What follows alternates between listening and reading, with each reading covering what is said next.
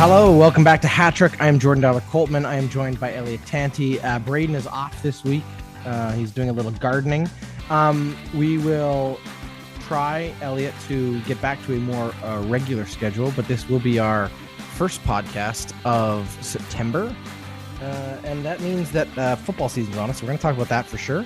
We're also going to touch base on what we have learned so far and what we hope we will learn soon from this Hockey Canada Summit that was held in Calgary, to look into, the culture around hockey in general in North America and specifically Canada, obviously. And so that'll be interesting. And then we'll take our hats off to some people. But before we do, really quickly, Elliott, as football season gets going here, a scale of 1 to 10, week one's done. How confident are you now in your fantasy picks? Feeling pretty good. I won my first round this week, so I'm feeling really good. None of us have players on Monday, so I know where I stand. And generally, week one doesn't go too well for me. So this might be a bad omen, to be honest with you. But anyway, feeling good. And you know what? It's always a ride. All right, let's get to it. Here's topic one. All right, let's get to it then. Football. Lots of football. College football season's obviously underway. The NFL season just getting underway this week. The CFL almost at the turning point before the playoffs here. So lots of football just all around. Really quickly, just out of curiosity, Elliott, like how much college football would you say you watch in a year? None at all. You don't just None. turn it on while you're doing like laundry or something on a Saturday night? No, because typically Saturday nights, when the college football season's in full swing, that's like prime hockey time for me. And so it's not generally a big watch. I mean, if something's going on, sometimes maybe if I'm folding laundry or something like that in the afternoon, there's nothing, but it's not something that I necessarily follow. I do like to keep track of sort of like the stories and when it comes down to the Final Four, but mid-season, there's just too much going on and too many teams and too much to follow to really know. And frankly, it just happens for us in Canada at a time when there's other stuff going on. You think about like baseball, start of hockey, NFL. There's just too much, man. Too much. So then let me ask you this. Have you at all followed or caught up on this Coach Prime in Colorado story with Deion Sanders and what is going on in the foothills of the Rocky Mountains? Not at all? Absolutely not. Do you even know what I'm talking about? No idea. Okay, well, let me tell you a little story, because before we talk about the NFL, I just want to say this is a really fun story. I think it's really interesting. And I think that it has the potential to be something really, really impactful this year in terms of like the narrative around just sports in general. This could be one of the biggest stories. So Deion Sanders, obviously, Hall of Fame football player, world-class athlete in his time. Neon Deion was the nickname. Played both sides of the football in the NFL. One of the only players to ever do this in the modern game. Played receiver, played DB. But at the same time, in the offseason, he also went and swung the bat for the New York Yankees. Two-sport athlete, not quite to the level of like Bo Jackson, but this is the only guy in the modern era to play in both a World Series game and a Super Bowl. He wins a Super Bowl. So super career as an athlete, gets to the Hall of Fame as a player, retires. As kids, they start growing up, decides he wants to coach them. So he starts coaching them as they're growing up in, Pee-wee football and whatever else, Pop Warner. And then they start getting up into the high school ranks. He starts coaching a high school program. And then he starts coaching this sort of lower, I think it's like a Div 2 or Div 3 college program. And all of a sudden turns this program around and they become very, very competitive. But he is still being Neon Deion. It is all about Deion Sanders. It's the Deion show. He calls himself Coach Prime. And he's got this whole swagger and vibe. He's always in the sunglasses. He's changing the uniforms, making it all, super flashy, but it's working and the football's working. So he gets promoted this year and becomes the coach of the 1-10 Colorado Buffaloes. So a program that in decades past was actually very, very successful, but in recent years have kind of fallen to the bottom of their division, kind of a bit of a laughing stock around that place. So he comes in here and all of a sudden changes everything. Like the culture is all about the swagger. They change the uniforms. Everything goes black and white. Everything goes black, white, and gold. It's got this real like thing. He goes in. This is the big key part of the story. 50 plus players from the program leave on day one. They're like, no, this is a joke. I don't want to be here. They jump into the transfer portal, which is this whole new thing in college football now. Yeah. Basically, free agencies exist. So they all disappear. And he's like, fine, fuck those guys. We don't need them. They don't want to be here. They're not part of this. We don't want them. And everyone's like, yeah, but you need some players. So he goes out and recruits all these kids, goes and gets both his kids on the team. One of his kids is now the starting quarterback. Everyone's laughing. I'm like, this ain't going to work. This is a joke. They go out, they win their first game of the season against a ranked team. And it's like, oh, snap. This is serious now. They just played in front of a sold out crowd in Colorado against Nebraska and thrashed them. And not offensively, but like defensively, just locked them up.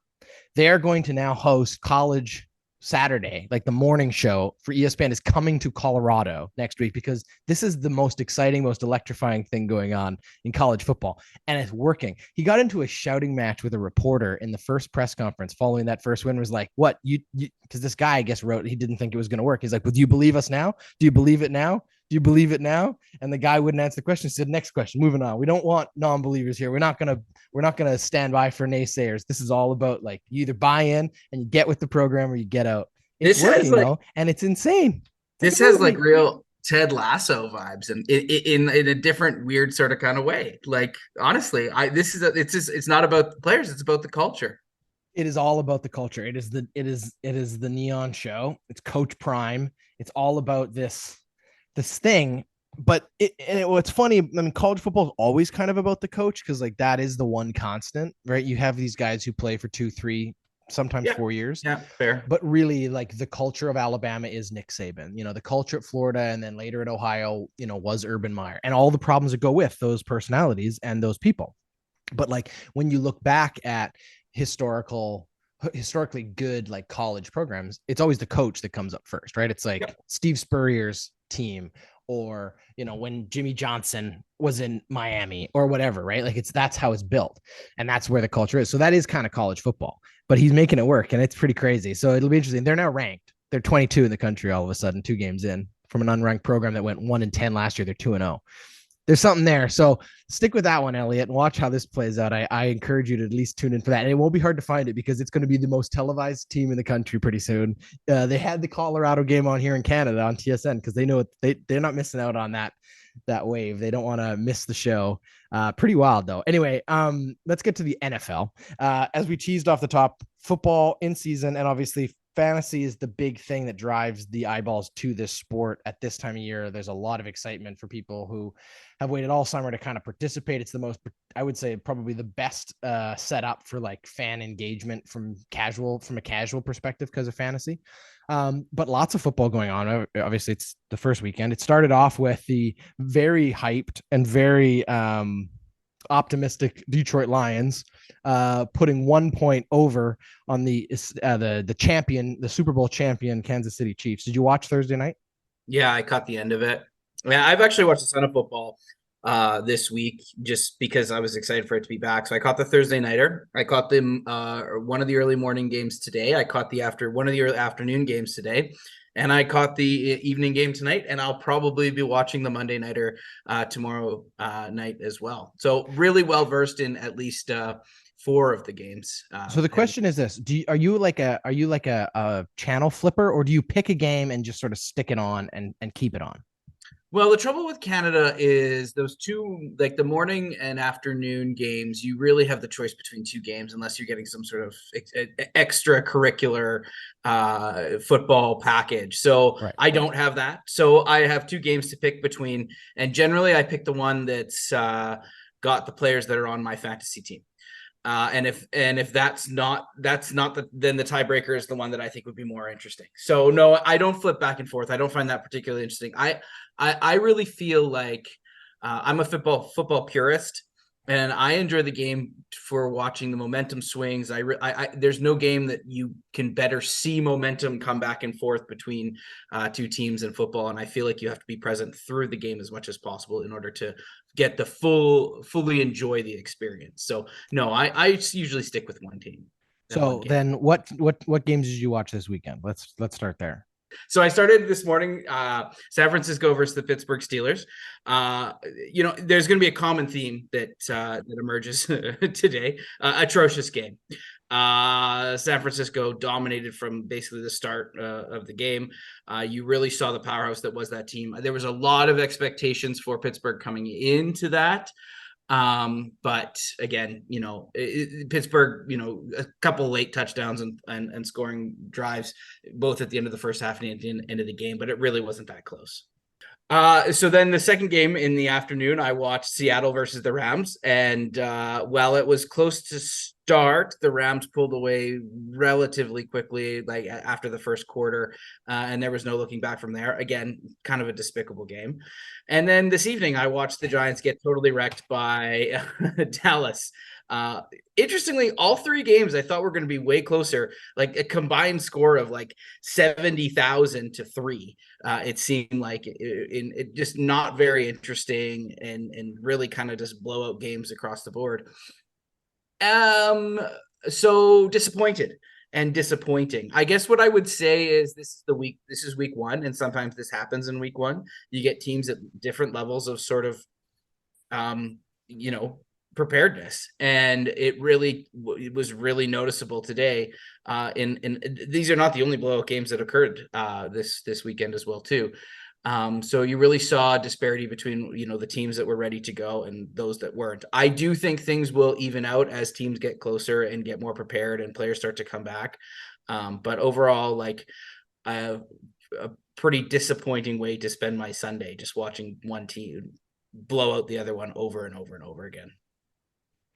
Yeah, I mean, it was definitely a weekend of extremes in certain situations. I also watched, I am a bit more of a flipper, and you're right, there's only like two or three, although I have a couple American channels, and maybe that makes a difference. Like if I have sometimes what's on NBC or on like CBS or whatever it is, or ABC is actually different than what the TSN feed is. So occasionally I get an extra game in there. But anyway, yeah, I was just flipping back and forth too. I'm one of those guys who let like doesn't really care too much about the details of the fantasy team, only because I don't feel like I really follow it closely enough. But even this year, like I let it auto draft, but I dominated the guy. And I'm like, oh, actually now I'm kind of interested. Now I want to see how this goes. But I haven't done anything. Like I literally just let the algorithm do it. And I think our AI algorithms in those fantasy apps are probably pretty good at this point.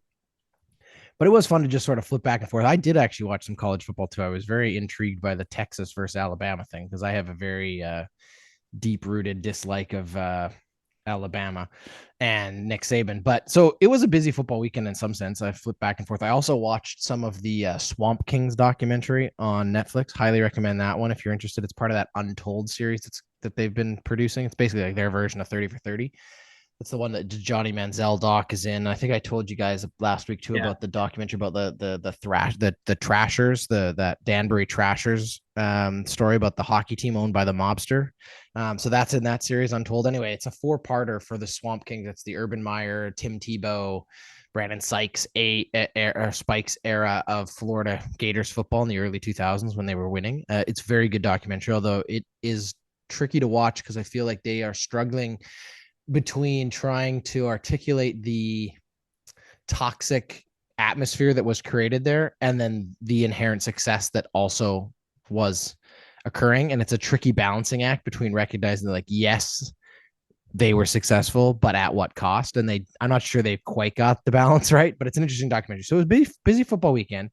The one that kind of blew my mind, and I watched this while we were preparing and then eating dinner, was this Dallas Cowboys New York game. It was all like defense special teams for Dallas. Dak Prescott didn't throw a touchdown pass. I mean, he got some running support in the second half, but it was like the first half, I don't even know how much time he was on the field. It was just ugly, as you say. Like, it's one of those things where everyone makes fun of the preseason. It's like, oh, why are there so much preseason games? Then you get to the first week of the season, you're like, these guys probably could have used a few more reps a week or two ago. It just, everything looks sloppy and messy, and yeah, it was wet, but like across the board, the highlights, even for some of these other games I watched, are just like, it's definitely, they're definitely going to take another week or two to kind of get into form. Let's say a couple teams look good, but even the teams that look strong, it was still mistake filled football. I think that was, we spent basically all of Thursday night straight through to Saturday night talking about the KC game, because there was literally nothing else. And all you could talk about was just, the mess that was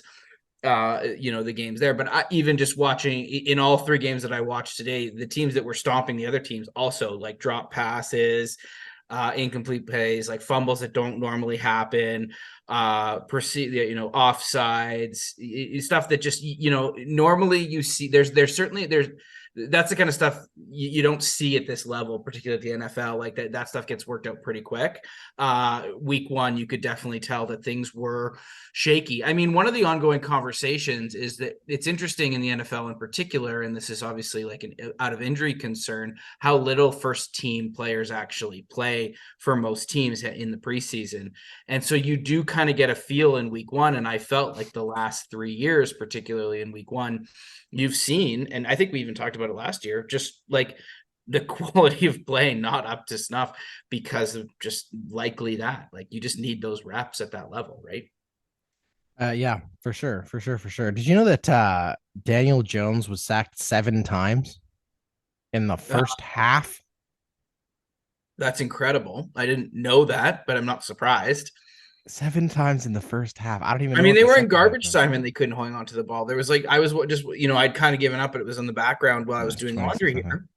And they're just dropping balls left, right, and center. Like Yeah, it was crazy. It it was was wild. that. All That's a right, game let's. you just put away. You don't even look at the tape on that one. So, what's always fun to do, and you kind of teased it already, talking about how like between Thursday and Sunday, this is all that was happening. But you always get those first week takes, and it's the overreactions, right? It's like how overreacting can we get? And then guys start dumping players off their fantasy teams one weekend because they had a bad outing or whatever else. But I'm going to give you some overreactions, and you're going to tell me whether it's actually an overreaction or it's not an overreaction, meaning, yeah, there's actually smoke there. Okay. You ready? Yeah. All right. So we watched the Browns beat up on the Bengals. I believe the Bengals only scored a field goal today. So pretty rough considering uh, Mr. Joe Burrow just signed the most expensive contract in the history of the NFL, and he is unable to get a major in a divisional, or pardon me, in a state rivalry game. The Browns, on the other hand, obviously behind the very controversial quarterback that they have there, the Browns will win the AFC North. Overreaction or underreaction? Well, based on today, I mean, I don't think that's an overreaction at all. I mean, again, it's going to come down to who else is in that division and how things stack up. But no, I think that they definitely put on a demonstration today that shows that they're clearly a serious football team, and they've been building towards that for a while. So I don't think that's an overreaction at all. They'll be close. All right. Let's jump to, I don't know if did you watch any of the Dolphins game? I did not see any. Chargers Dolphins. I did not see any of the Chargers Dolphins game, but that was, I think, the closest one of the day so far. Right? Yeah. So Tyreek Hill hauled in 11 catches for 215 yards and three touchdowns, right? Three touchdowns. So Tyreek Hill will be the first wide receiver to win the MVP. Overreaction or underreaction? Oh, overreaction for sure. It never goes to a wide receiver. Absolutely not. There's always the guy that's throwing the ball first, and it's just whether it's deserved or not. And he could probably, well, maybe not say this, but he could have the best year ever as a wide receiver and probably still be in. It would still be a contentious vote because it's just not something wide receivers do, as you say. So I know that's a hot take, but if you like betting, all right. So the Cowboys, obviously, as we said, dominating the New York Giants 40-0. The Cowboys are the NFC's most complete team. Overreaction or not? most complete team, I don't think so. Yeah, it was a really strong defensive outing today, for sure. If I wish I had taken the Dallas defense in my draft, would have been a great way to start the year. But no, I don't. Dallas. No, it was a rainy game. It was a lot went wrong. I'm not buying into the hype of Dallas at this point yet. I'm still very much on the fence that even Dak Prescott is even like one of the in the top half of QBs in the league. Well, he certainly didn't have a great day. He only threw for 143 yards, and the defense and special teams really were the story for them. But it's interesting. The big piece of that in terms of like you wait and see is we haven't seen these Jets yet with Aaron Rodgers, but that's who the Cowboys play next week. So that will be the first opportunity if the Jets win tomorrow against the Bills and all of the Aaron Rodgers is going to turn the Jets story around. That Dallas Jets game could be very, very spicy. All right, one more. The Lions, who obviously, all due respect to our fellow podcaster Tyler Walzak, diehard Lions fan. You can listen to his show and Puya's show over there on Running Down the Clock every Thursday. They were very excited going into Thursday, and obviously, I'm sure he was very thrilled to come out with even a 1-point win over the Super Bowl champs. But there's a lot of hype about these Lions, and he is an admitted born Lions fan, so he didn't choose this, and he says he would never choose this fate for anyone. This is a team that has not won a playoff game in any of our lifetimes. The question is this: is the hope real? And moreover, are the Lions a legitimate Super Bowl contender? No, absolutely. Overreaction or not? Overreaction for sure, but I do think they have outside odds to make the playoffs, and once you make the playoffs, you do what you can. But the Lions are the Lions, Jordan. Like, it's gonna be what it's gonna be. I do think this is gonna be a super fun team to watch throughout the year. There's gonna be ups, there's gonna be downs. It's going to be a roller coaster. Everyone loves their coach there. And so it's going to be fun to watch, and it would be lovely for them to make the playoffs. That is the dream in and of itself. I think Super Bowl is just not this year, not yet, but they're definitely coming on, and it's going to be a great story. At least I hope. All right. Any last thoughts on the week 1 of the NFL before we kick it over? No, I just, our listeners will hopefully be listening to this Monday morning. And if you do have an opportunity to catch this game, this Monday nighter, Bills versus Jets, it's going to be overhyped. It could very well be a blowout, another one. But Aaron Rodgers' first game, not playing for the Green Bay Packers. Aaron Rodgers, however you feel about him, is one of the best of our generation and is worth watching. I think out there to prove what Tom Brady did a number of years ago, which is that he's good enough to take another team with another set of players to a Super Bowl. There are some people picking the Jets this year, and the Bills are a very stiff first test. So it could be, regardless of the outcome, we're going to learn a lot on Monday night. Did you see, just because you brought him up, did you see Tom Brady in New England for his little return visit there? Was they paid tribute to him for his retirement? No? I saw him do his little run up the field. That was it. That was pretty funny. And then they send him up that little lighthouse thing they've built, and he rang a little bell. But it's like, he's so small up there. This is a very odd piece of pageantry, I thought. But anyway, all right, let's leave it there. That's topic 1. Hey, football fans, the Ordinary Podcasting Network is very excited to welcome back for its second season, Running Down the Clock, presented by Puya Ricey and Tyler Walzak. These two football fans will sit down with you every Thursday of the NFL schedule to talk football. You can subscribe to Running Down the Clock anywhere you get your podcast. Let's talk hockey for a second. Now, not the hockey that I'm sure anyone here is really hoping we're going to get to. We will get there soon. Yes, Connor McDavid and the Edmonton Oilers have come back early. Yes, they are on the ice. Yes, there's a lot of hope and optimism in that city as well about what that could mean. I think they're putting the rest of the NHL on notice. They are definitely going to be the hardest working group this season.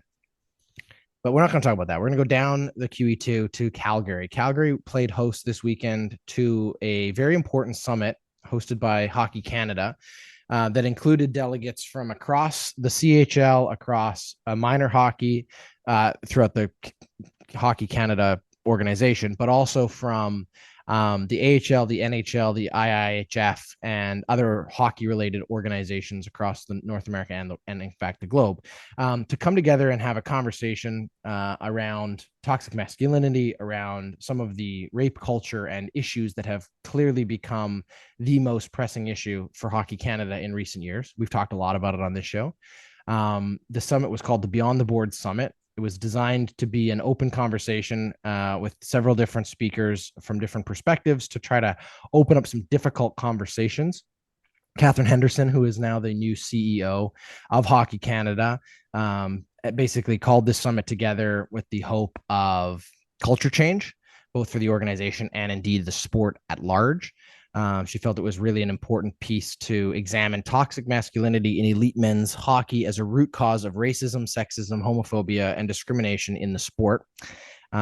She said on Saturday, and I quote, "It was a very eye-opening to see how many people were willing to put their mistakes on the table, to be vulnerable about things that maybe they're not proud of in the past," end quote. So hopefully, and we have said this many times, we're always hopeful for change to happen, but for change to happen, there have to be willing participants, and there have to be organizations that are willing to do exactly what she's suggesting is happening here, which is to look themselves in the mirror and really truly deal with the really dark and ugly parts of these issues. Because if it's all about protecting the shield and protecting the brand and protecting all of those things, no change is ever going to actually happen.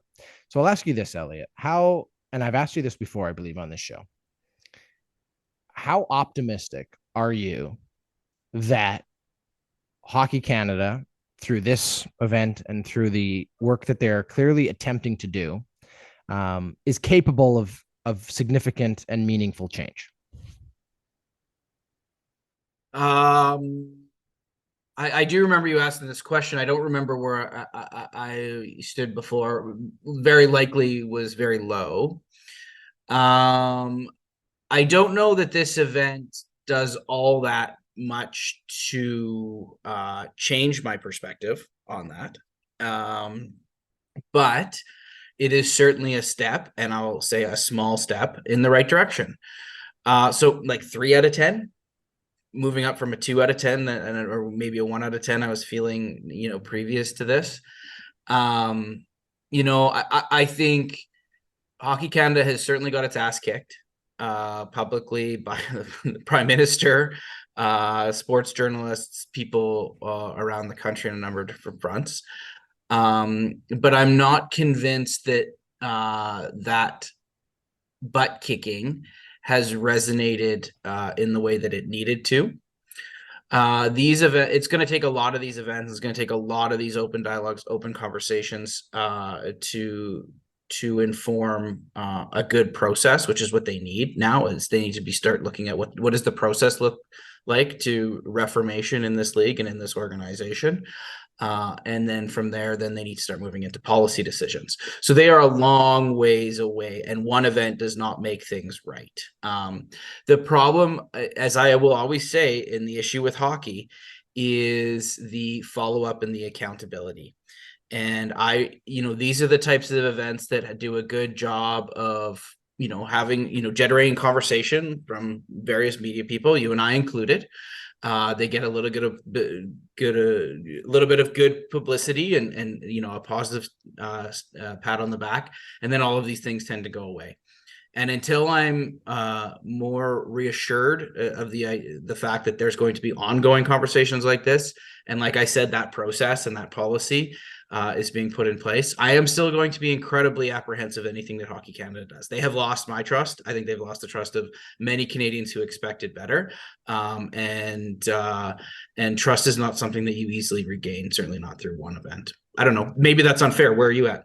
No, I think that's fair. I think that we have watched a lot of starts and false starts on this issue. We've had a lot of different pieces of this puzzle feel like there was an attempt that never really came to anything.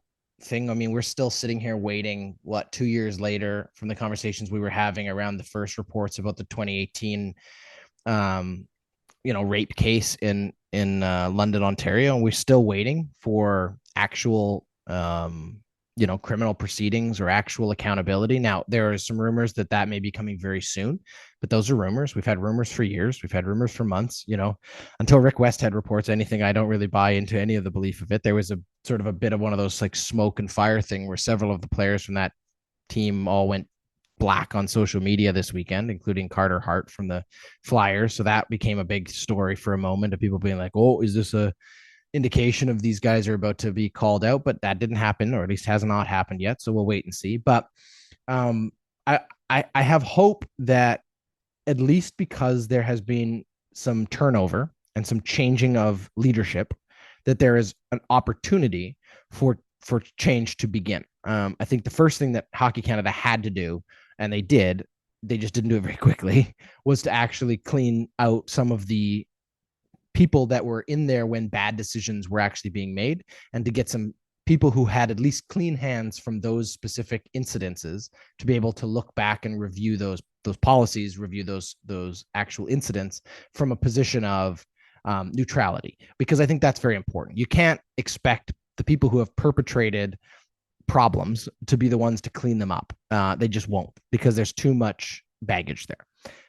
But I do think that what gives me a little bit of optimism about this specific one is actually something that Sheldon Kennedy said. Now, Sheldon Kennedy, for those who don't know, is obviously a former NHL player, a sexual abuse survivor, and an advocate now, has been an advocate for almost 27 years about child abuse education and prevention.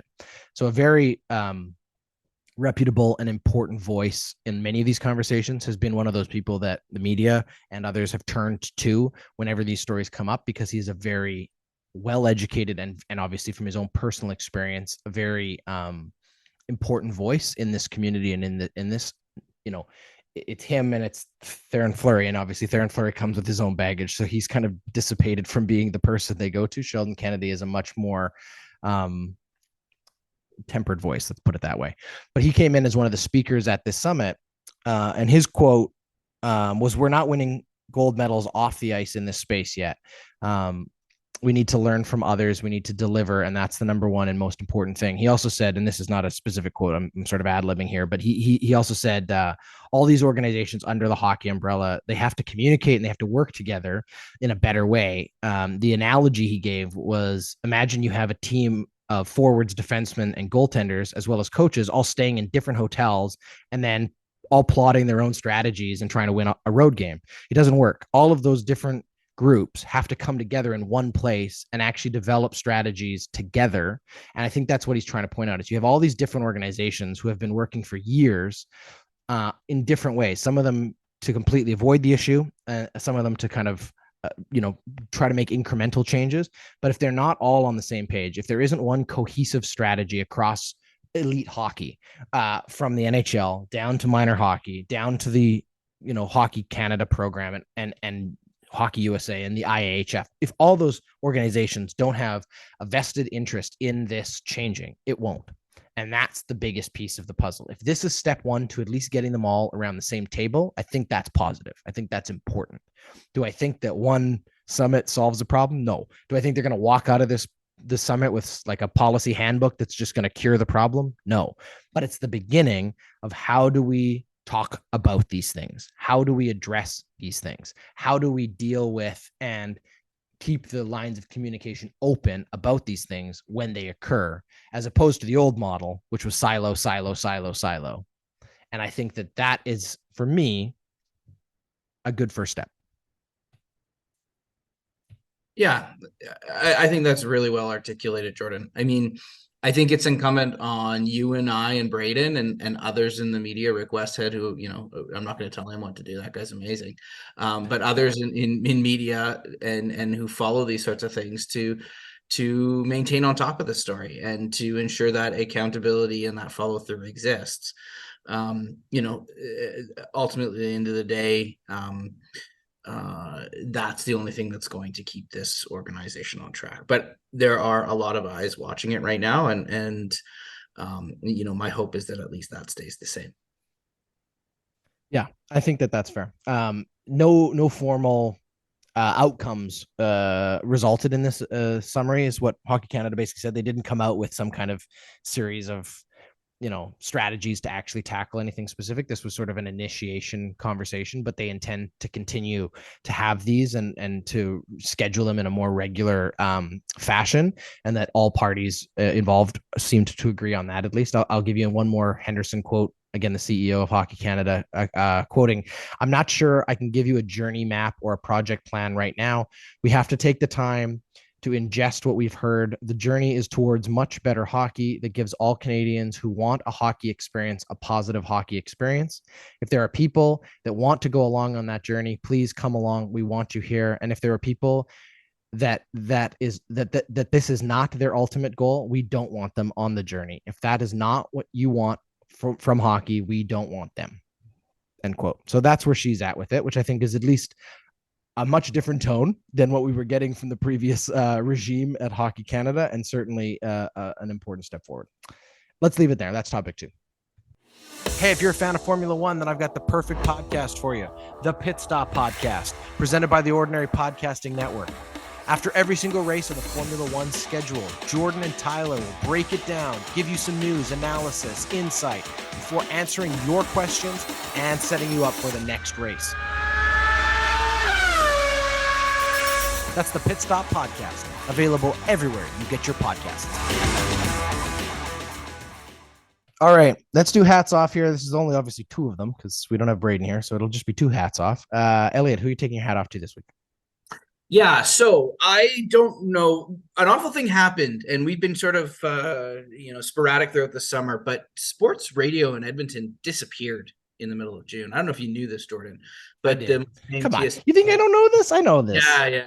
The much famed TSN 1260, which was what I had my AM radio dial set to for many a years, as one of my colleagues at work said, almost like kind of like the people in the car with me for years, and I tended to agree with him, disappeared sort of promptly in the middle of June, leaving many of us who enjoyed that type of radio listening in the car missing that. And obviously there's podcasts and that kind of thing, but there were personalities there, Jason Greger, Low Tide, here in Edmonton, that were enjoyable and great additions to the sports community, and often a moderating voice in times of what can be sometimes overexcitement in Edmonton sports media. Well, at the start of this week, sports radio is officially back in Edmonton, and it's kind of coming in two different forms. Those that were formerly of TSN 1260 have gone in two different ways. There's the Edmonton Talk Sports Group, which is a primarily online and podcast group, taking folks like Nielsen and Lieutenant Eric and doing shows over there. Much more, I think, a younger audience, a focus on those types of things. But there's also radio back on the radio. Edmonton Sports 1440 launched. Well, yeah, we'll talk about something in a second. But Edmonton Sports 1440 launched this week. With another roster of people that Edmontonians would know. Kevin Carius in the morning, Low Tide's doing a show, and Jason Greger's, of course, back in the afternoon as well, too. Now, the quality of the transmission is certainly worse than 1260, and those of us who knew 1260 knew it wasn't great to begin with. So it is one of the challenges.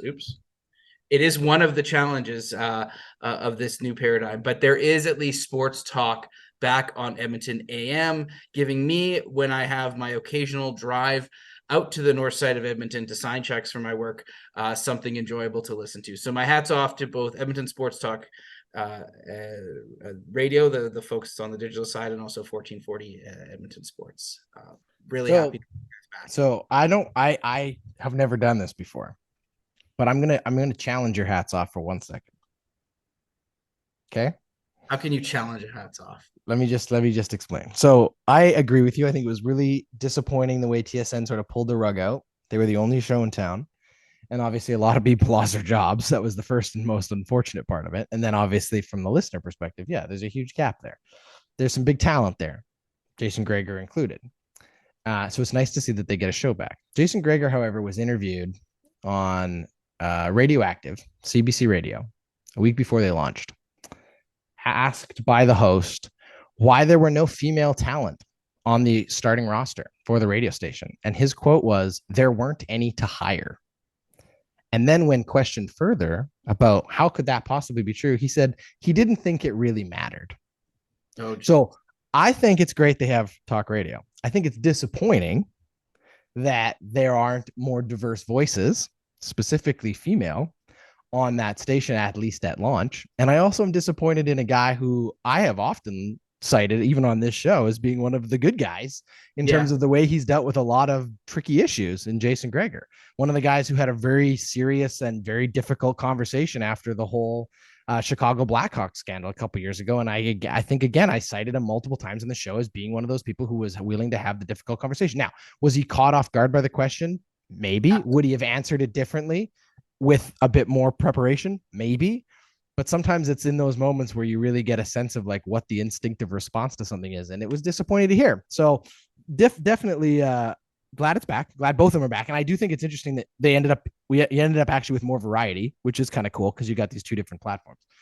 But I think Jason Greger could do better. I'll just put it that way. Yeah, I think that's fair. I hadn't heard that radio. I saw actually when I was researching for this that there was an interview. this week. I hadn't listened to it. If I had, I certainly would have rethought my hats off. It's all good. You don't have to take your hat, but you don't have to put your hat back on. I just think unfortunately with this one, I was so disappointed when I heard it because I'm like, this is such a good thing. Why did you ruin this with such an ignorant comment? Well, it is a stupid thing to say too. I like there's and frankly there were female personalities that were relatively or regularly featured on Low Tide's show in the old version of that too. So it's somewhat bewildering to me. It also tells you what's important because that's the reality of it. It's like if this mattered to you and you gave a shit about it, you'd make it work. You'd find it. There's so many talented people out there who have not gotten an opportunity. And that's just that. Now, do I want to pander and use this as an opportunity to tease something? Sure, maybe I do. There could be something coming in the very near future to the Ordinary Podcasting Network that could fill this very problem, but we're not going to announce that just yet. We'll just leave that there as a little tease. And let's just say that perhaps this comment on the radio might have just been a little extra fire to get that up and going. Anyway, good one. I like it for the most part, Elliott. Little asterisks on the side of it. I'll give you some more Edmonton content for my hats off really quickly. I want to take my hat off to the Trey Ford. The Edmonton Elks have been really bad. They've been really bad for a long time. But they have finally found just a little bit of success this season, obviously getting their first win a couple weeks back and then getting their first win at home a couple weeks back. And that was a huge monkey off the back after 33 games or something like that. Really, really awful season of losing. And then they get the win. And then I think they had like 20 losses straight at home. It was awful. But Trey Ford has really been the key piece of this puzzle. A young Canadian quarterback who wasn't really given a chance for a long time. Kind of perplexing, frankly, when you now see how electrifying he is out there. He's kind of like the prototypical CFL success story. Like this is what we have seen time and time again, going all the way back to like Doug Flutie. You get a mobile quarterback who has an arm. That should be all you are looking for. I don't want the prototypical like pocket passer like the NFL. That's just not what these guys are. Yes, you need a guy who can chuck the ball, but he's got to be able to move because this league moves so quickly and so fast, and he is so electrifying. And it was fantastic. Now he had a difficult start Saturday night against Calgary in the rematch from the Labor Day Classic. They were down, I think 23-7 or something, and then they rally all the way back, get themselves into field goal position, and then this little Englishman from Southampton, Faithful, comes out there, puts it through, gets him a 25-3 all the way comeback win. Just really fantastic. Trey Ford, 0-9 in his first 9 games. He's 3-1 in his last 4 games. Points per game in his first 9 games was like 14, and he's up at like 32 per game here since then. So 2 things I want to say. Number 1, good for you, and my hat goes off to Trey Ford. But secondly, like if this isn't the nail in Chris Jones' coffin, that this guy had this guy and just refused to put him in there for all this period of time because of whatever prejudice it was, and it was probably just the Canadian factor. He's like, this guy doesn't have the resume. Well, I don't care what's on his resume when he got here. I care what's on his resume now that he's here, and he is building a hell of a resume moving forward. So hats off to Trey Ford, and it's just it makes me feel good when a Canadian kid does well in the CFL as they should.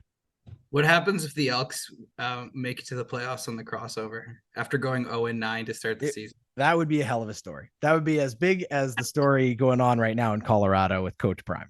I'll put it that way. It's a long road. Anyway, lots of fun. Thank you, Elliott. Appreciate it. We appreciate all of you listeners. Sorry, we've been very inconsistent. We will get back to a more regular scheduled release plan, and we will have lots more to talk about as we get closer and closer to hockey season and all of that fun. Until next week, that was Hatrick. Hatrick is a member of the Ordinary Podcasting Network. It's produced every week by Jordan Dowler Coleman and Braden Dowler Coleman. You can follow us on Instagram, Twitter, and Facebook. Thanks for listening.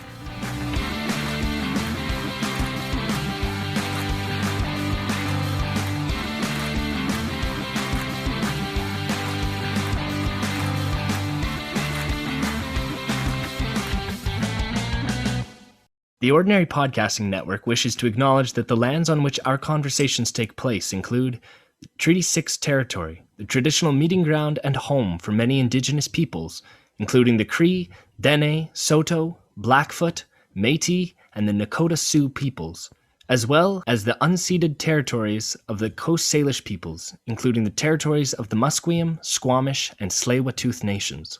We acknowledge the many First Nations, Métis, and Inuit whose footsteps have marked these lands for generations. And we extend our appreciation for the opportunity to live, create, and share stories on these territories. The Ordinary Podcasting Network intends to engage in conversations and dialogue which acknowledge that reconciliation is not a destination, but a journey, and that we remain committed to practicing our craft in a decolonized space.